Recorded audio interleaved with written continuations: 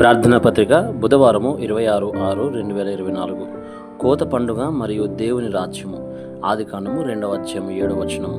దేవుడిని యెహోవా నేలమట్టితో నరుని నిర్మించి వాని నాసికా రంధ్రములలో జీవవాయువును ఊదగా నరుడు జీవాత్మ ఆయను. బైబిల్లోని గొప్ప సమాధానం క్రీస్తు. ఆయన ద్వారా మీరు స్త్రీత్వం యొక్క పనులను ఆనందించవచ్చు మరియు దేవుని రాజ్యానికి సంబంధించిన పనులు నెరవేరుతాయి. బైబిల్లో దానియేలు, 3 యువకులు, హిజ్కియా మరియు ఆదిమ సంఘ సభ్యులు దేవుని రాజ్య కార్యాలను ఆనందించారు. అది వేరొకటి కాదు.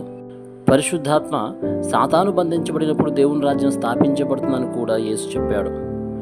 ఒక ప్రాముఖ్యమైన సమయ పట్టికలో పౌలు కొరింథులోని సమాజ మందిరానికి ప్రవేశించి 3 నెలల పాటు దేవుని రాజ్యాన్ని ధైర్యంగా వివరించాడు. సరళంగా చెప్పాలంటే అతను దేవుని రాజ్యాన్ని ఆనందించాడు. నిజానికి ప్రకటన పుస్తకంలో సింహాసన నేపథ్యం గురించి అనేక వివరణలు ఉన్నాయి. 1. కోత పండుగ యొక్క మర్మము ప్రారంభం. కోత పండుగ యొక్క రహస్యం ఎక్కడ ప్రారంభమవుతుంది? దేవుని రాజ్యం మీలో ఆదికాండం 1:7, మీ ఆత్మ ఆదికాండము 2:7 మరియు మీ వాస్తవ రోజువారీ జీవితంలో వచ్చినప్పుడు ఇది ప్రారంభం అవుతుంది. ఆదికాండం 2:18. 2. ఇది అరణ్యంలో నిర్గమకాండమునందు పస్కా పండుగ వివరించబడింది. నిర్గమకాండము 23వ అధ్యాయము 14-17 వచనాలు. ఇశ్రాయేలీలో అందరూ అరణ్యంలో చనిపోతారని అనుకున్నారు, కానీ ధాన్యం పండించేది పెంతెకొస్తు. ఇశ్రాయేలీలు పంటలను సేకరించి నిల్వ చేసే స్థాయికి దేవుడు వారిని ఆశీర్వదించినప్పుడు సేకరించే పండుగ. 3. యేసు ద్వారా పూర్తి చేయబడింది. దేవుని రాజ్యం రావాలని ప్రార్థించమని యేసు చెప్పాడు. మత్తయి సువార్త 6:10. అంతేకాదు, ఇతర ప్రార్థనలు అవసరం లేనందున ఆయన రాజ్యమును నీతిని వెతకమని చెప్పాడు. మత్తయి 6:33. దేవుని రాజ్యం వచ్చిందని ఇతరులకు చెప్పమని యేసు తన శిష్యులకు చెప్పాడు. మత్తయి సువార్త 10:7.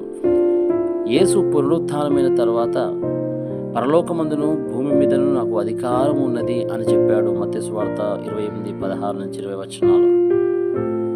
ఆలివ్ పర్వతంపై 40 రోజుల పాటు ఆయన దేవుని రాజ్యానికి సంబంధించిన పనులను వివరించాడు. అపోస్తల కార్యములు 1:3. పౌలు కూడా 3 నెలల పాటు దేవుని రాజ్యాన్ని వివరించాడు. అపోస్తల కార్యాలు 19:8. ఈ శక్తిని ఆస్వాదించడం ద్వారా స్వస్థత ఏర్పడుతుంది మరియు శిఖరాగ్ర సమావేశం ఏర్పడుతుంది. మోక్షం, పరిశుద్ధాత్మ శక్తి మరియు సింహాసన నేపథ్యం 3 విందులు.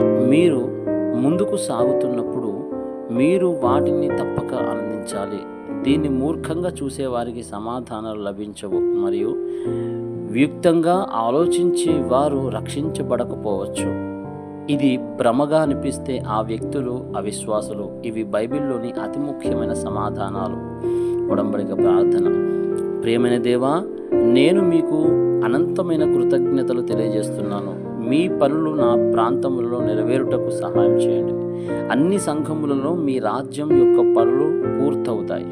వ్యాధిగ్రస్తులు మరియు బలహీనులలో మీ రాజ్యాన్ని స్థాపించండి. యేసు క్రీస్తు నామములో నేను ప్రార్థిస్తున్నాను. ఆమేన్.